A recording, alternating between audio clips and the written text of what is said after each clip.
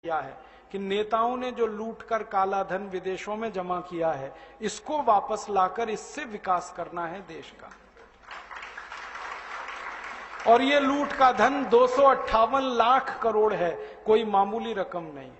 इसको वापस लाके विकास करना है। आप बोलेंगे ये कैसे आएगा? इसको वापस लाने के 4 रास्ते हैं। पहला रास्ता है कि जिन विदेशी बैंकों में ये धन जमा है, उन बैंकों में यह धन निजी संपत्ति के रूप में जमा है। व्यक्तिगत संपत्ति, किसी नेता की, किसी अधिकारी की व्यक्तिगत संपत्ति, निजी संपत्ति। अगर हम इस धन को राष्ट्र की संपत्ति घोषित करा सकें तो यह धन किसी भी बैंक में जमा नहीं हो सकता, ये वापस आएगा भारत में। क्योंकि अंतर्राष्ट्रीय बैंकिंग व्यवस्था का एक नियम है, किसी भी देश की राष्ट्रीय संपत्ति उसी देश में जमा होती है, वो जिस देश की होती है, दूसरे देश में जमा नहीं हो सकती। तो अब तक जो जमा है वो निजी संपत्ति है, हम इसको राष्ट्र की संपत्ति बना दें तो ये वापस आएगा। आप बोलेंगे ये कौन करेगा? इस काम को करने के लिए 2 संस्थाएं हमारे पास हैं। एक का नाम है सुप्रीम कोर्ट और एक का नाम है संसद। सुप्रीम कोर्ट की ताकत है कि वो किसी भी संपत्ति को राष्ट्रीय संपत्ति घोषित कर सकता है। और सुप्रीम कोर्ट ने एक बार ऐसा किया था। यूरिया घोटाला हुआ जब नरसिम्हा राव के जमाने में, तो 133 करोड़ रुपए चला गया था देश के बाहर।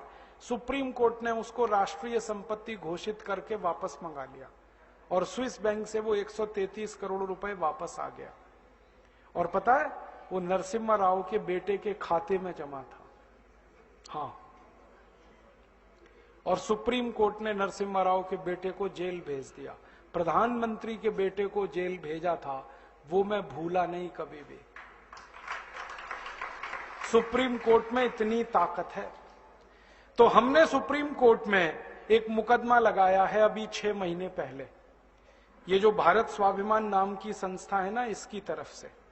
और मुकदमा हमारा एक ही है कि अगर यूरिया घोटाले का पैसा सुप्रीम कोर्ट ने राष्ट्र की संपत्ति घोषित किया था, तो चारा घोटाले का भी राष्ट्र की संपत्ति है, बोफोर्स घोटाले का भी राष्ट्र की संपत्ति है, सभी घोटालों का पैसा राष्ट्र की संपत्ति है। और इस तर्क से अगर सुप्रीम कोर्ट सहमत हो जाए तो 258 लाख करोड़ को राष्ट्र की संपत्ति वो घोषित कर सकता है। और ये घोषणा होते ही हम इंटरनेशनल कोर्ट ऑफ जस्टिस में जा सकते हैं फैसले को लेकर, और आईसीजे ऑर्डर करे तो दुनिया के 70 देशों की बैंकों को पैसा वो वापस करना पड़ेगा भारत को। इस उम्मीद में मुकदमा लगाया है हमने। 6 महीने हो गए। 6 महीने तक ये मुकदमा स्वीकार नहीं हुआ, बहस होती रही कोर्ट में, और अब स्वीकार हो गया है। कोर्ट ने तैयार मान लिया कि अब ये मुकदमा सुना जाएगा। 6 महीने लगे और कोर्ट ने अपने को कन्विंस करने के लिए सब तरफ से जानकारी मंगाई। हमने कहा, उतने पे विश्वास नहीं किया कोर्ट ने। एक अंतर्राष्ट्रीय संस्था को कॉल किया कोर्ट ने, उसका नाम है ट्रांसपेरेंसी इंटरनेशनल। उन्होंने आके सारे दस्तावेज कोर्ट में पेश किए कि भारत का कितना ब्लैक मनी। फिर और एक संस्था को कॉल किया कोर्ट ने, उनका नाम है टैक्स जस्टिस नेटवर्क। उनको बुलाया, उन्होंने दस्तावेज दिए। फिर भारत के तमाम बड़े अधिकारियों को बुलाया कोर्ट ने, एनफोर्समेंट डायरेक्टरेट के, पूछा कि आपको मालूम है विदेशी बैंकों में खाते हैं? उन्होंने कहा हाँ खाते हैं। फिर सीबीआई वालों को बुलाया। जब सब तरफ से कोर्ट कन्विंस हुआ तो कोर्ट ने मुकदमा स्वीकार कर लिया। अब कोर्ट ने नोटिस दिया है सरकार को, और सरकार को पूछा है कि ये 258 लाख करोड़ किस किस का है, जल्दी से कोर्ट को बताया जाए। अब सरकार की हालत थोड़ी खराब है, क्योंकि जिनका पैसा है वो ही सरकार चला रहे। तो सरकार ने कोर्ट में टालम टोल करना शुरू किया है। ये टालम टोल वो थोड़े दिन करने वाले हैं, ये हमें मालूम है, क्योंकि वो बताएंगे नहीं कभी भी।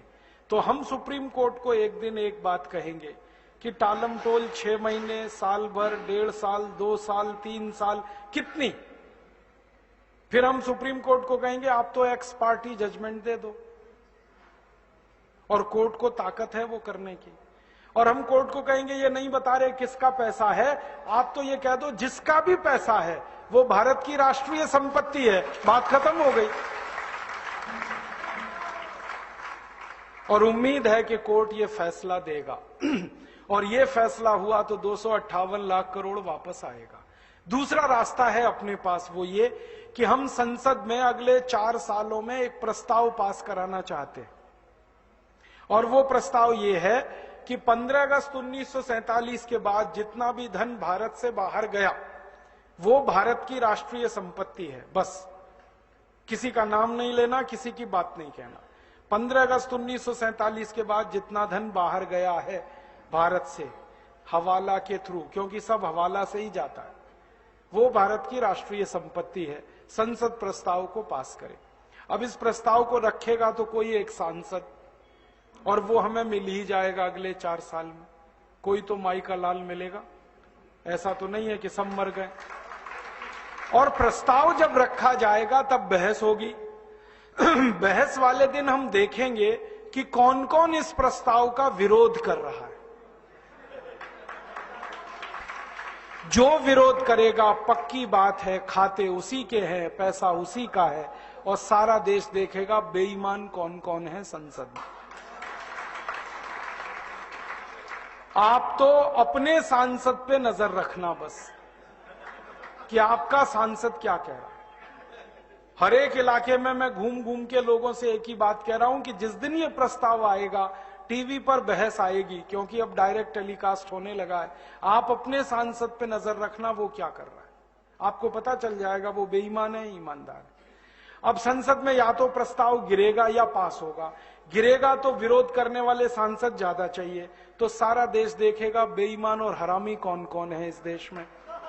और या सांसद डर के मारे विरोध नहीं करेंगे तो झटके में प्रस्ताव पास हो जाएगा, और प्रस्ताव पास हुआ तो कानून बनेगा। अपने दोनों हाथ में लड्डू है, हमें कुछ खोना ही नहीं है, जो है पाना है। तो या तो बेईमानों को एक्सपोज करेंगे पूरे देश में और घूम घूम कर कहेंगे कि ऐसे हरामी और बेईमानों को दोबारा चुनकर मत भेजो जो विदेशी पैसे को वापस लाना ही नहीं चाहते, जो देश को अमीर होने ही नहीं देना चाहते, जो गरीबी मिटने ही नहीं देना चाहते इस देश की। तो या तो उनके खिलाफ लड़ाई शुरू होगी, जंग, और वो आखिरी जंग होगी। या तो वो रहेंगे या तो हम रहेंगे, बीच में कुछ नहीं होगा। और अगर प्रस्ताव पास हो गया तो कानून बन गया, तो पैसा आ जाएगा 258 लाख करोड़। तीसरा और रास्ता है अपने पास, हम इस पूरे 258 लाख करोड़ का ब्यौरा लेकर इंटरनेशनल कोर्ट ऑफ जस्टिस में जा सकते हैं और दुनिया के 70 देशों के खिलाफ प्रतिबंध लगवा सकते हैं। अमेरिका ने अभी ऐसा किया। आपको मालूम है अमेरिका में भी भ्रष्टाचार है, वहां के भी लूटखोर नेता हैं, उन्होंने भी स्विस बैंक में खाते खोल रखे थे।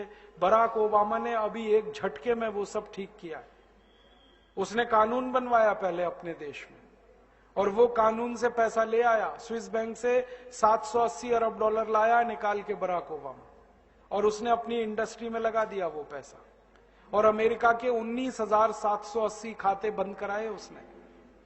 तो ये बराक ओबामा अगर कर सकता है तो भारत भी कर सकता है। बस अंतर इतना है कि अमेरिका को बराक ओबामा मिल गया है, भारत को एक बराक ओबामा की तलाश है। अगले 4-5 साल में मिलेगा, कोई ना कोई तो निकलेगा। भारत माता वीर विहीन नहीं है, निपूती नहीं है, बांझ नहीं है।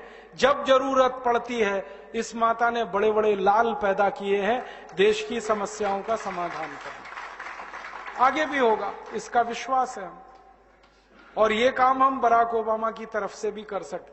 बराक ओबामा ने अभी एक बहुत रोचक बात कही। हमारे प्रधानमंत्री गए थे अमेरिका, अभी मालूम है मनमोहन सिंह अमेरिका गए। बराक ओबामा ने मनमोहन सिंह को ऑफर किया, देखो मैंने स्विस बैंक से पैसे निकाल लिए, आपको निकलवाने? ऐसे ही बोला उसने, आपको निकलवाने, मैं मदद करता हूं आपकी। तो मनमोहन सिंह की ऊपर की सांस ऊपर, नीचे की नीचे,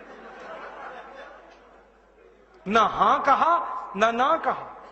फिर उसने कहा मैं भारत की मदद करना चाहता हूं सीरियसली इस काम में, और मैंने जैसे पैसा निकाला है स्विस बैंकों से मैं वो बताना चाहता हूं, आप ऐसे निकालो।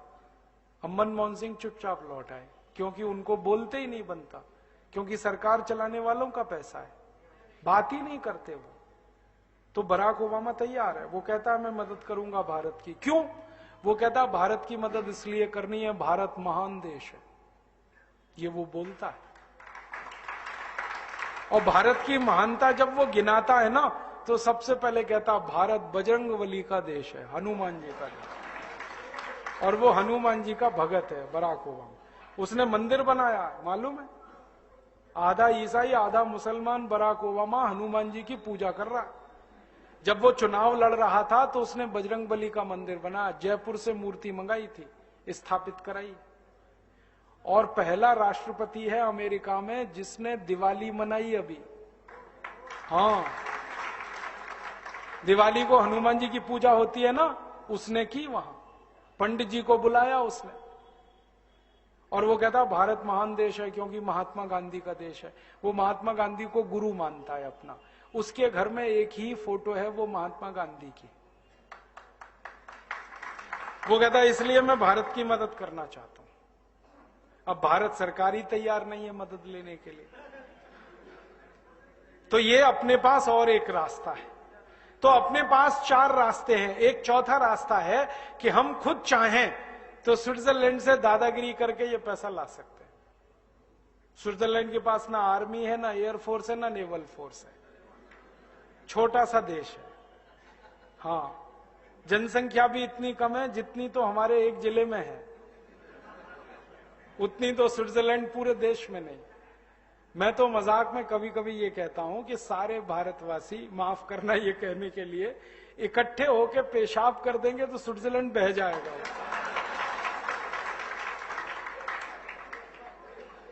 इतना पिद्दी सा देश है।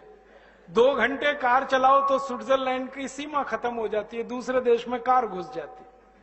पुलिस उनके पास है नहीं, आर्मी है नहीं, थोड़ी दादागिरी करो वो तो दे देंगे। अमेरिका ने अभी कहा था उनको कि इराक का ध्यान है, अफगानिस्तान का ध्यान है, वो आपका भी हाल हो सकता है।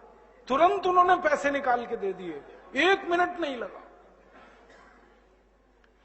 तो अपने पास 4 रास्ते हैं। पहले तीनों रास्तों का उपयोग करेंगे।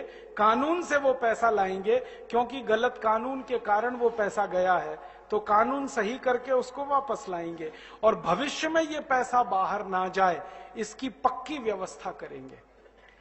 पहला कानून